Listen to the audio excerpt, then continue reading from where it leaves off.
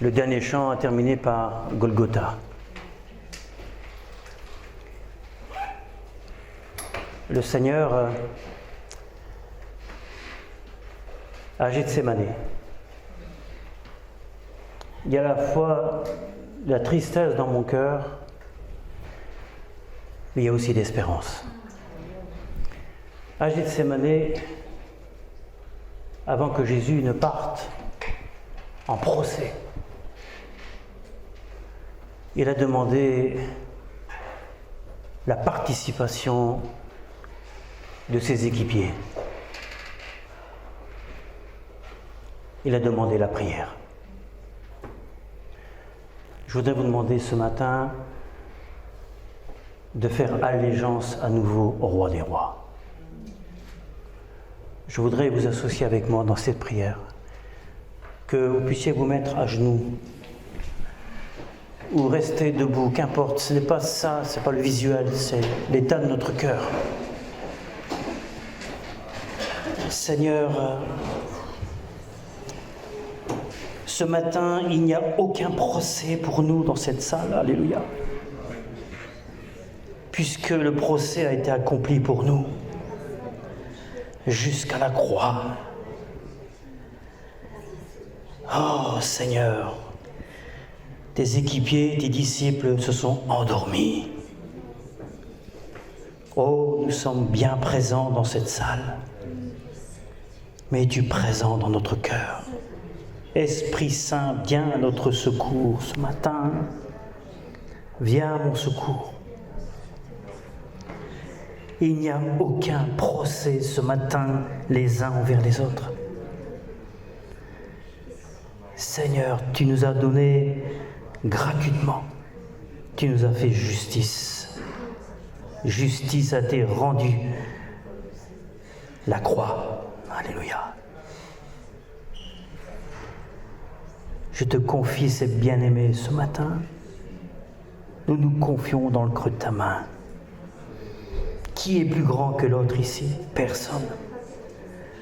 Tu as fait face, Christ, dans ton intercession. Tu as écrasé encore sous tes pieds l'ennemi.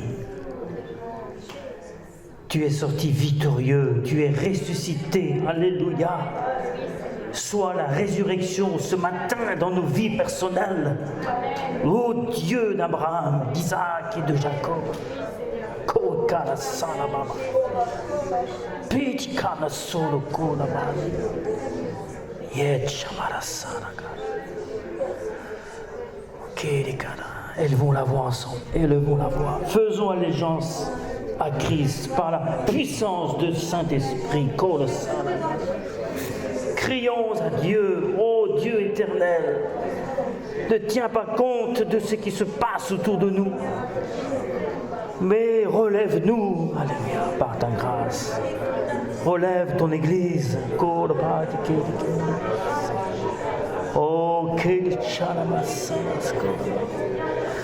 oh,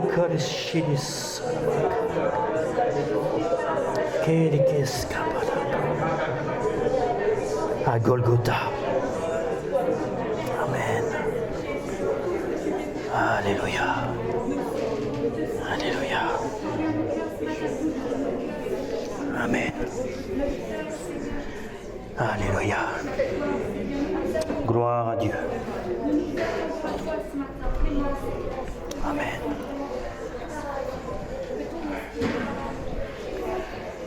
Avant que je ne puisse entrer dans ce que le Seigneur a mis sur mon cœur, là, dans cette cage thoracique,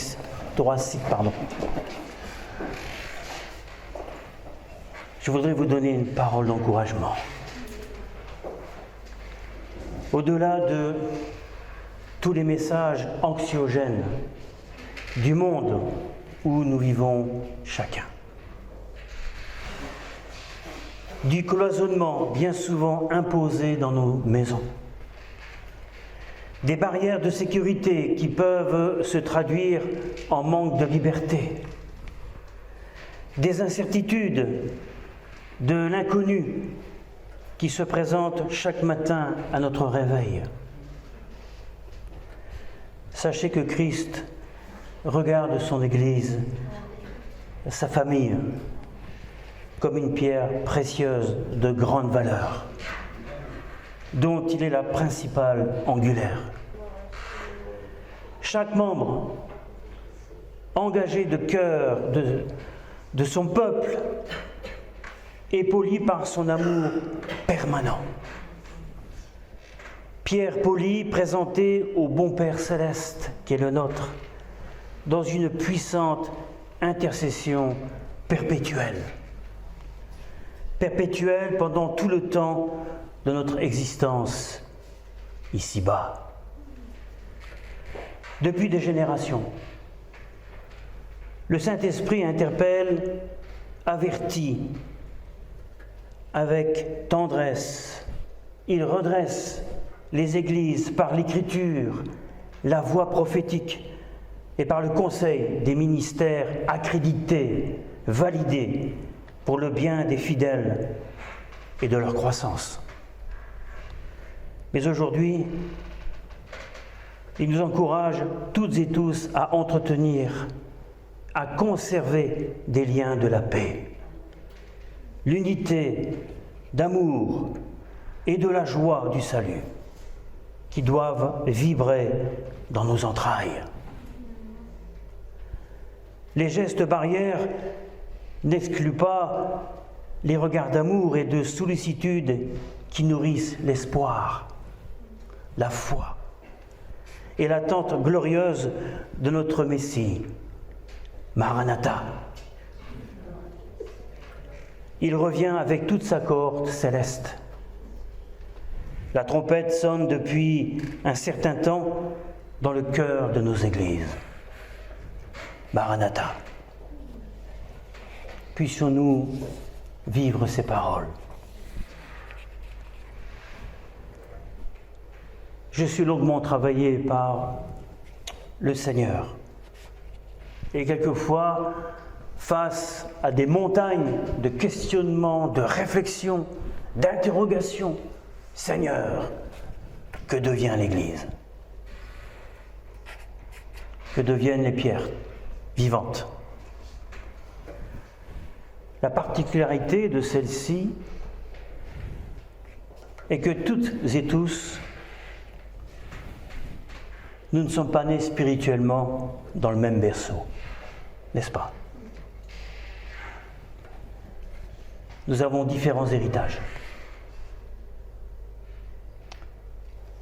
Ce qui donne de la richesse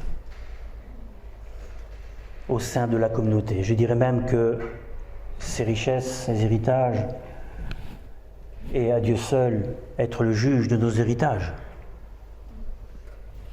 Encore faut-il qu'ils viennent vraiment du Seigneur.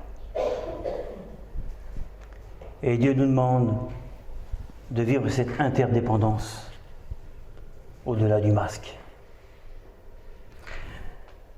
Et en ce dimanche de l'an de grâce, 11 octobre 2020,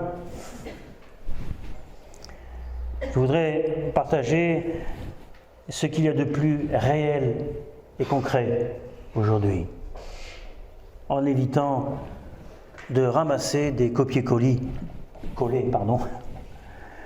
de ce que nous avons vécu auparavant. L'expérience du passé et l'expérience du passé. Nous retenons ce qui est bon. La référence que je vous donne ici, c'est dans le livre de Néhémie, au chapitre 3, versets 28 et 30. Les assidus de la parole de Dieu connaissent bien ce texte. Néhémie 3, 28, 30. Les sacrificateurs réparèrent au-dessus de la porte des chevaux, chacun vis-à-vis de sa maison. Après eux, Sadoc, fils d'Imer, répara vis-à-vis de sa maison. Et lui, après, lui répara Shemaïa, fils de Shekania, gardien de la porte du Levant. Après lui, Anania, fils de Shelemia, et Hanoum, 6e fils de Salaph, réparèrent une seconde portion, et après eux, Metsulam, fils de Bérékia, répara vis-à-vis de sa demeure, on va dire, maison. À plusieurs reprises, nous voyons apparaître le mot maison. Vous allez me dire, mais où est-ce qu'il va en venir? Et certains pourraient déjà voir clair ou discerner où je vais glisser dans le message. Le contexte, tout d'abord, il faut comprendre ce que ça veut dire à cette époque-là. Le plan de Néhémie, plan que Dieu lui a révélé. Vous savez, le Seigneur révèle d'abord aux serviteurs de Dieu, aux conducteurs, aux leaders, avant d'aller dire des choses au sein de l'Église. Soyons clairs et nets et logiques dans les choses. Il serait anormal que le peuple de Dieu sache des choses que le responsable ne connaisse pas. Il y a une logique chez moi dans la révélation du cœur de Dieu au cœur de ses leaders et de ses responsables. Donc le plan de Néhémie semble avoir consisté à confier chaque portion de mur aux hommes qui habitaient précisément ce quartier-là et qui, soucieux de leur propre sécurité, avaient donc un intérêt personnel à construire solidement. Un intérêt personnel à construire solidement. Vous et moi, nous devons construire solidement. Quoi? Pour qui? Pour où? Le terme que je pourrais donner ici pourrait s'identifier comme la responsabilité de nos maisons. Si la maison est notre lieu de vie habituel, un des premiers commandements que Jésus donne concernant nos relations avec Dieu, c'est d'aller dans sa maison. Nous avons une vie d'église, mais la majeure partie de notre vie se passe à la maison, hormis sur le champ professionnel ou à l'école pour les étudiants. La parole de Dieu ciblée pour moi, c'est dans Matthieu, chapitre 6, verset 6, que nous connaissons aussi. Après avoir fermé ta porte, prie ton Père qui demeure dans le secret, et ton Père qui voit dans le secret te récompensera.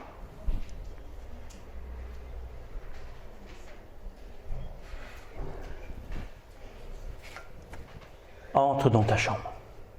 Le mot chambre ne veut pas dire spécialement un lit, une garde-robe, une table de chevet.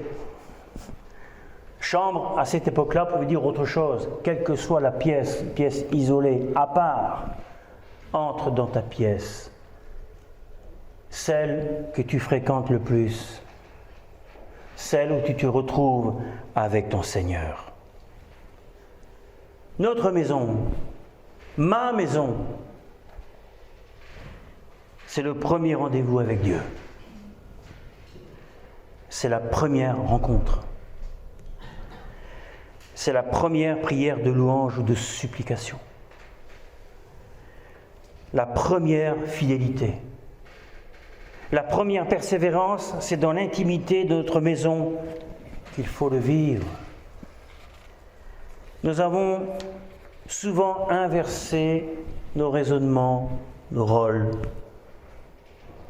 en disant que ce que nous vivons de l'Église pouvait se retransmettre dans la maison. C'est vrai, mais l'inverse existe aussi. Ne l'oublions pas.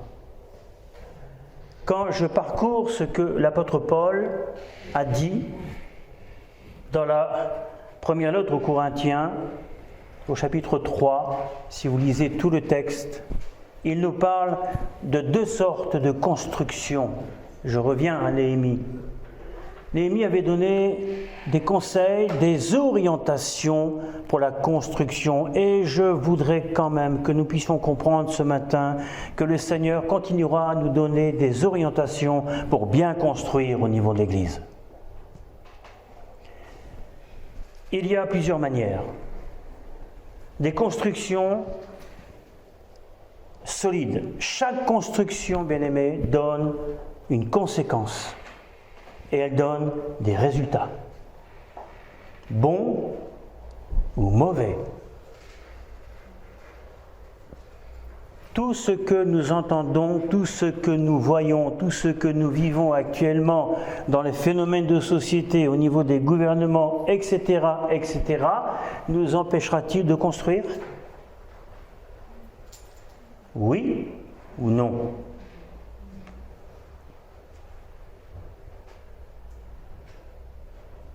Je m'aperçois que beaucoup sont assis entre deux chaises. Vais-je construire ou vais-je déposer ma truelle spirituelle et ne pas construire? Ou continuer à construire? Dans la première lettre aux Corinthiens, je reviens au chapitre 3, versets 12 à 14, là aussi vous maîtrisez pour certains. Il est écrit ceci: « Or, on peut bâtir sur le fondement avec de l'or, de l'argent, des pierres précieuses, ou du bois, du chaume, ou du torchis de paille. » J'ai pris la version Sommer. Mais le jour du jugement montrera clairement la qualité de l'œuvre de chacun et la rendra évidente. En effet, ce jour sera comme un feu qui éprouvera l'œuvre de chacun pour en révéler la nature. Si la construction édifiée sur le fondement résiste à l'épreuve, son auteur recevra son salaire, pour ne pas dire sa récompense.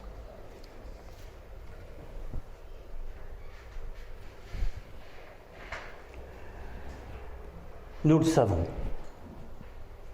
Les réunions d'église que nous vivons sont très importantes, n'est-ce pas? Mais elles ne sont que ponctuelles. Elles ne sont que ponctuelles. L'Église, ce n'est pas la ponctualité, c'est un tout.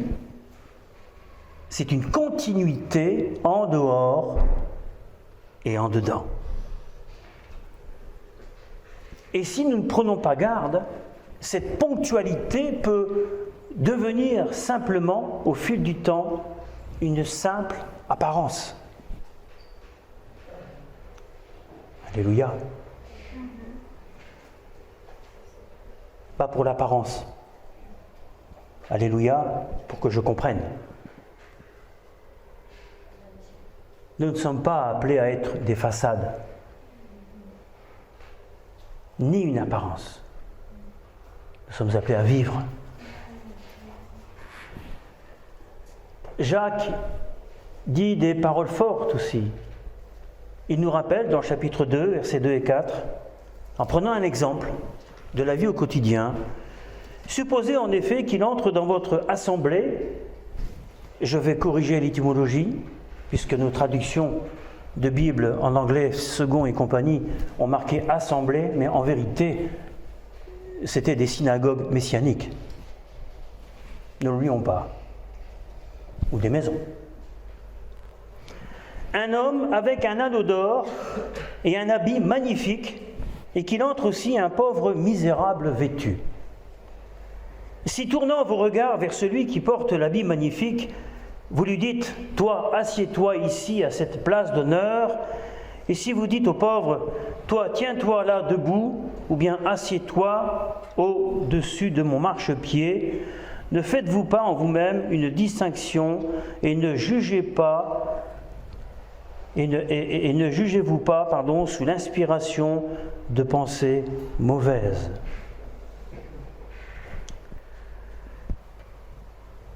C'est une prévention. C'est un rappel. Ce n'est pas un jugement. Ce qui nous conduit à comprendre. C'est dans la maison que se voit la réalité de notre vie chrétienne.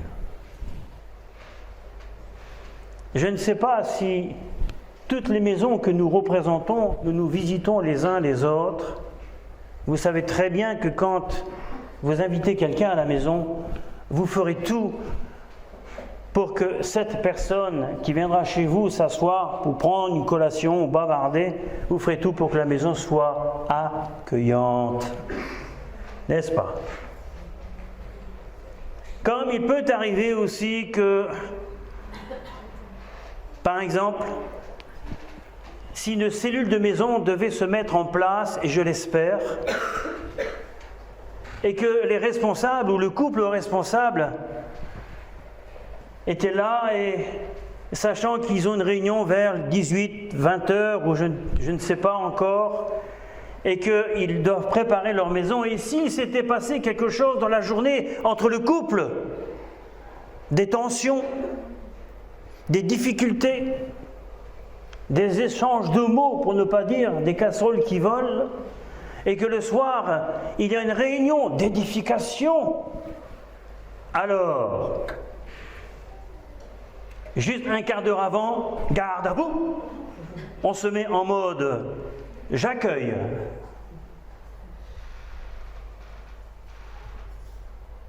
Dans l'Église, on pourrait mieux dissimuler ces choses, n'est-ce pas, dans la grande assemblée. Mais voyons, nos invités qui rentrent et qui franchissent ce seuil de la maison ne sont-ils pas capables de respirer la présence du Saint-Esprit, comme ils peuvent aussi discerner « oh, ici, ça sent pas très bien, bon, il y a une drôle d'odeur ». Pourquoi est-ce que je dis ça ? Parce que, aux yeux de Dieu, nos maisons sont aussi importantes que la grande assemblée. Et elles ont un rôle, elles ont une mission, surtout en tant qu'enfants de Dieu, de tout faire pour que la paix de Dieu demeure. On a souvent pensé que ce qui se vivait dans les rencontres communautaires allait jaillir sur les maisons. Bien, j'ai vécu un excellent culte, j'ai ressenti la présence de Dieu, je vais projeter ça dans la maison et c'est pas évident quand l'un est engagé dans la foi et que l'autre n'y est pas du tout. Il est engagé dans d'autres choses. Ce sont des réalités. Et on peut se mettre à la place de nos frères et sœurs qui combattent chaque jour, pour ne pas dire chaque dimanche, dans cette dimension-là. Mais le contraire est souvent vérifié aussi, je l'ai dit tout à l'heure, tout apprentissage, tout progrès, toute victoire, toute bénédiction vécue dans la maison rejaillit automatiquement sur la communauté chrétienne. Alléluia!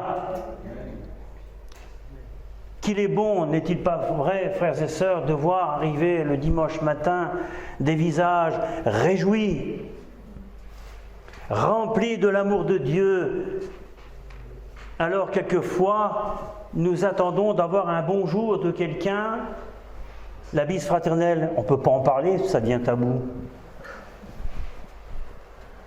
Et de se dire, ou plutôt de ne pas discerner que si telle ou telle personne ne vient pas vers nous, c'est parce qu'elle a un problème particulier personnel auquel il faut prier. Nous comprenons. Le discernement. L'amour, quelquefois, c'est faire silence. Alléluia. Et de prendre du recul, de dire, il y a un problème là. Montre-moi, Seigneur, comment aider cette personne, ce frère ou cette sœur. Ou ce genre de phrase quand quelqu'un réapparaît dans l'église et qu'on n'a pas vu depuis longtemps. Tiens, voilà un revenant. C'est la parole qu'il faut dire, n'est-ce pas ?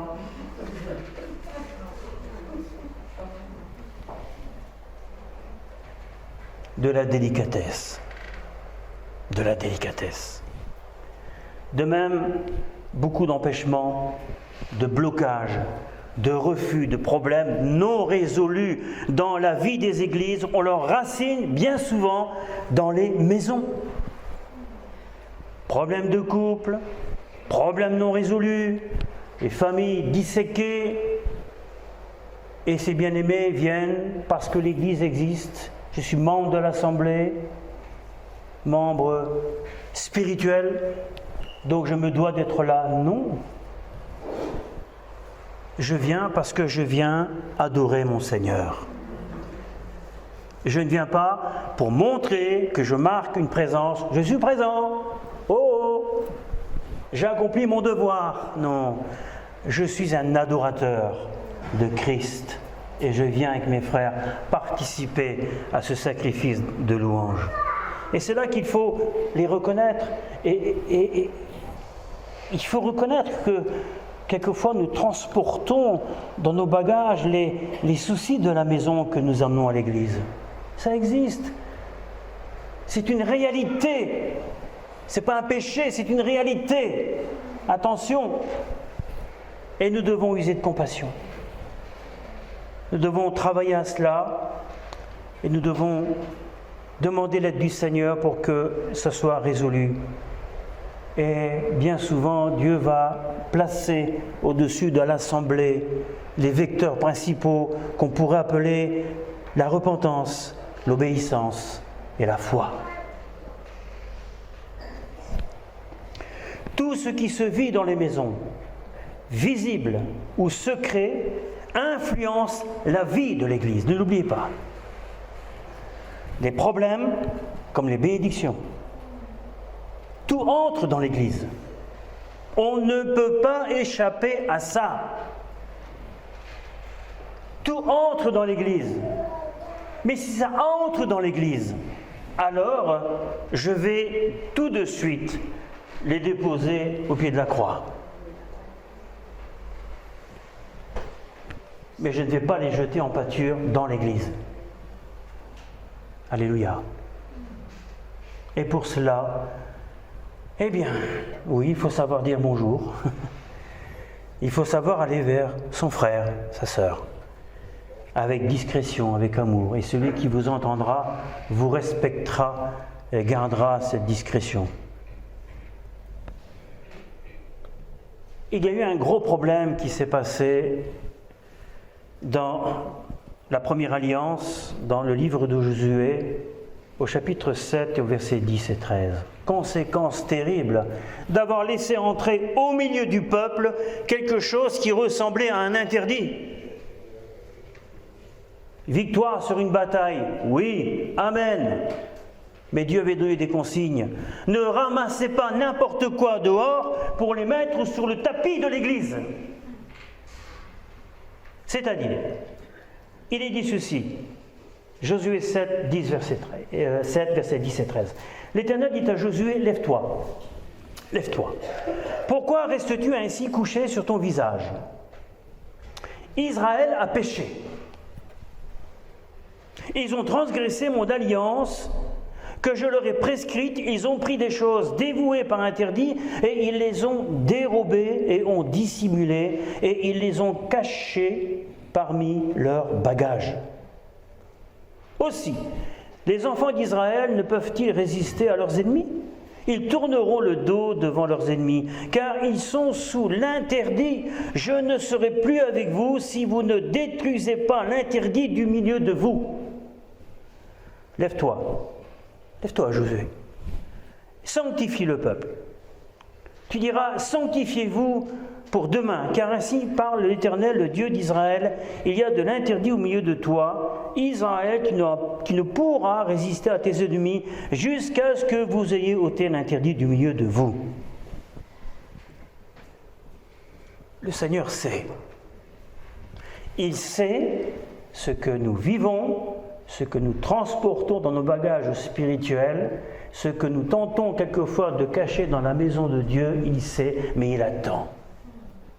Il attend, sa patience est d'une valeur inestimable. Mais sa patience a-t-elle des limites? Jusqu'au jour lui-même, que ce soit avec la parole de Dieu, que ce soit par voie prophétique, que ce soit par les ministères, il y a un temps pour tout, il y a le temps du verdict.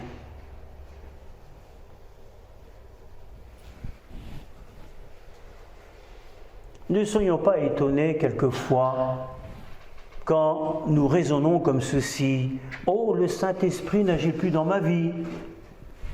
Je ne ressens plus rien. » L'interdit n'est pas simplement d'avoir dérobé quelque chose et de l'avoir caché. C'est une illustration, un exemple d'un fait réel que je vous cite ici, mais ça peut être l'orgueil, ça peut être le mensonge, des choses plus graves. La tromperie, le simulacre, la manipulation, etc., etc. L'assemblée locale n'est pas une réalité située à côté des maisons. Elle est le prolongement direct de ce qui se vit dans les maisons. N'oubliez jamais. Je ne peux pas vivre d'une manière dans ma maison et vivre d'une autre manière dans l'Église. Vous me comprenez? Nous sommes appelés à vivre entièrement avec nous-mêmes, honnêtes avec moi-même, honnêtes avec Dieu. Et bien sûr, l'honnêteté dans la communauté. Paul dit à Timothée au niveau d'un responsable d'église, 1 Timothée 3, 4 et 5, il faut qu'il dirige bien sa propre maison et qu'il tienne ses enfants dans la soumission et dans une parfaite honnêteté. Car si quelqu'un ne sait pas diriger sa propre maison, comment prendra-t-il soin de l'Église de Dieu? Nous, les responsables, en lisant ce verset, nous nous indexons nous-mêmes. Je m'indexe le premier. Et je réitère, l'Église de Dieu, à cette époque-là, c'était les communautés messianiques de Dieu.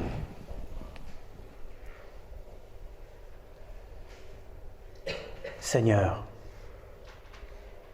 quel que soit le niveau de responsabilité que j'ai au sein de cette assemblée, Seigneur, tu m'apprends à porter, à supporter, à pardonner, à marcher avec toi, à obéir, à voir le bien de la croissance de l'Église, mais en aucun cas à jouer sur la table de mixage des murmures. Je suis modèle. Et bien aimés, vous qui venez chaque dimanche pour être nourris, non pas pour être engraissés, pardonnez-moi l'expression, mais pour être nourris, non pas pour grossir, mais pour grandir. Nous sommes appelés à vivre ensemble cette communion de croissance. Chaque responsable rendra compte à Dieu pour lui-même. Amen. Mais nous sommes là. Nous sommes là. À l'heure du temps de Néhémie, bien sûr. Avant que le temple ne soit construit, je dis bien, et retenez cette phrase, avant que le temple ne soit construit, je vais transposer, disons, allez, avant que l'église ne soit construite, les murailles de Jérusalem devaient être rétablies. Vous voyez quelque chose qui peut nous enseigner? Que nos maisons soient restaurées, que nos défenses soient opérationnelles, que ma vie de sanctification soit prête, avant que j'aille religieusement reconstruire spirituellement les murs d'une église. Amen. Nos maisons, là où nous vivons, là où quelquefois bien des tensions prennent le dessus. Seigneur, fais de moi un homme et une femme de paix. La construction, pas seulement pour nous-mêmes, mais vous savez que l'ennemi ne chôme pas. Je ne vais pas prêcher le diable ce matin, ce n'est pas mon intérêt. Mais l'ennemi a aussi ses stratégies. La moindre faille sur cette muraille lui permettra de passer au travers. La moindre faille dans notre vie chrétienne, et je m'adresse aux jeunes, les jeunes, quand vous rentrez de l'école, vous rentrez dans vos chambres, pour certains, ça sera les jeux vidéo, le téléphone à tout berzingue, etc. Commencez par rentrer dans votre chambre et dire « Seigneur, merci pour la journée que je viens de terminer à l'école. Je prends un peu de temps et je me concentre avec toi. Et après, je peux vaquer à mes occupations. Mais ne laissez jamais passer Dieu en dernier, s'il vous plaît. Parce que chaque matin, quand tu te réveilles, Dieu pense à toi. Et ton cœur bat et tu vis, tu respires, tu marches, tu manges, tu as des sentiments. Remercie-le. Et si, dans ton jeune âge, Dieu t'a appelé à un appel quelconque pour l'avenir, souviens-toi de cet appel-là, comme le jeune Samuel.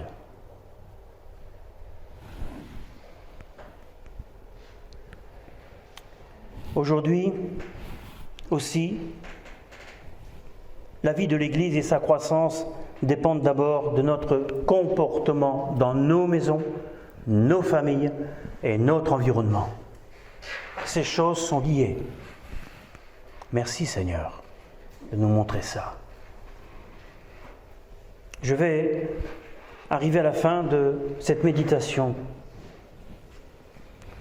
Dans ce texte et le suivant, le mot maison veut dire aussi foyer de vie et non pas une maison morte. Seigneur, si ma maison est endeuillée, si à l'intérieur, entre guillemets, c'est mortifère, ressuscite ma maison. Ressuscite ma maison. Qu'ils sont puissants et amen. Je comprends que le masque vous embête, mais Seigneur, ressuscite ma maison. Seigneur, ressuscite ma maison. Ressuscite mon foyer, afin que ce soit un foyer de vie. Bien sûr, les difficultés sont là. Il y en aura toujours. Il ne faut pas être prophète pour le dire. Nous sommes appelés à combattre constamment. Et le combat spirituel a démarré déjà dès votre conversion. Nous avons un adversaire redoutable. Mais nous avons aussi un allié puissant. L'Éternel, Christ, notre Rédempteur. Qu'il s'agisse d'un foyer familial, couple, avec ou sans enfants, comme du foyer des personnes seules, quand même, il se réduirait à une chambre. Entre dans ta chambre, ferme la porte, prie ton Dieu. J'en terminerai là. Tout commence par quelque chose de personnel, d'individuel. Moi et mon Dieu. Et Josué a dit ceci, moi et ma maison, nous.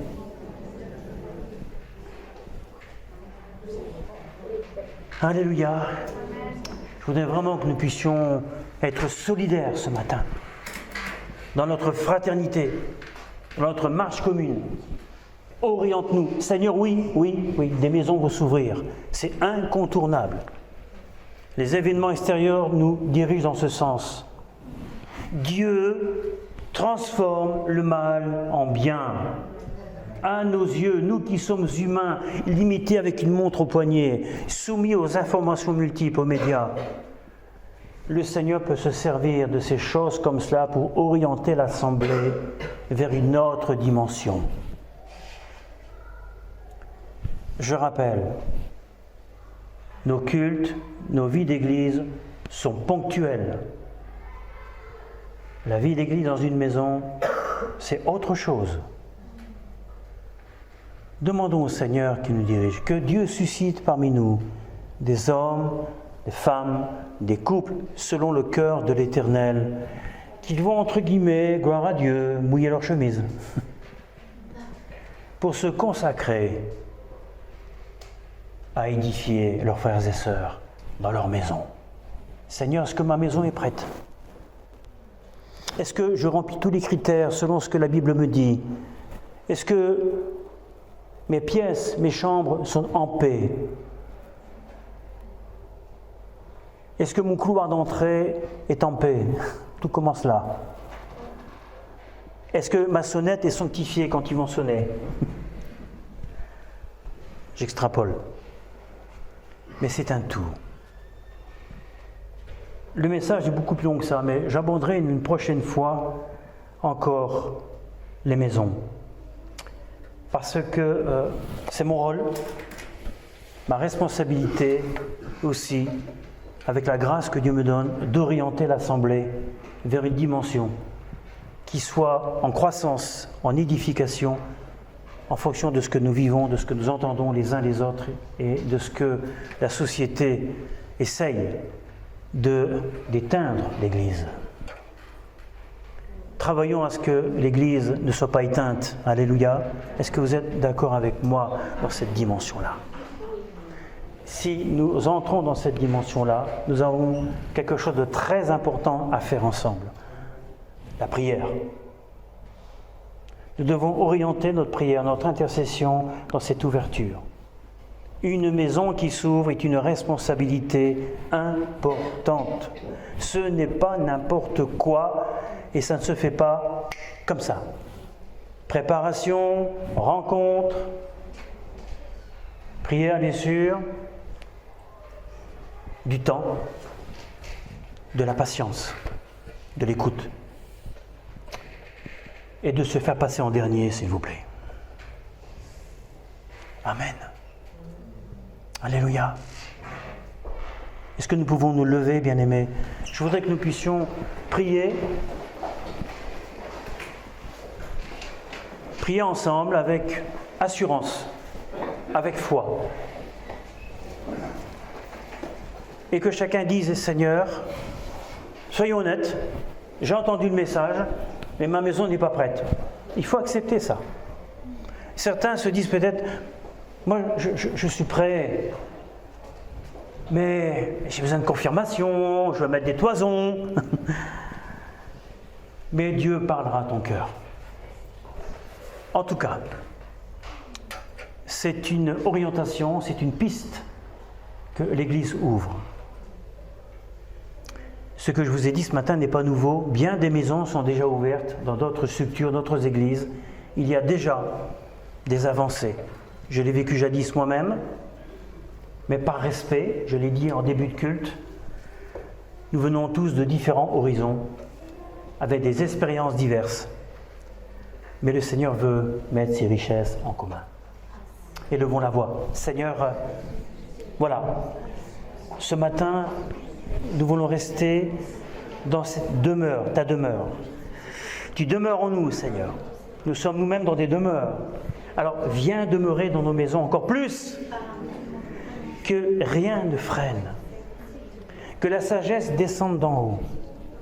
Que nous puissions rester ouverts. Que nos oreilles s'ouvrent. En commun ou individuellement. Te prions pour ces rencontres dans la prière du mardi soir. Alléluia. Qu'elles puissent s'enrichir encore davantage, que nous puissions exceller ensemble. Seigneur, si nos maisons ne sont pas d'abord des maisons de prière, il vaut mieux laisser la porte fermée. Alors Seigneur, fais grâce. Donne-nous d'avancer ensemble, avec un esprit d'unité, de foi, et non pas d'autosuffisance, dans la vision que tu mets dans cette Église. Dans le nom de Jésus. Amen.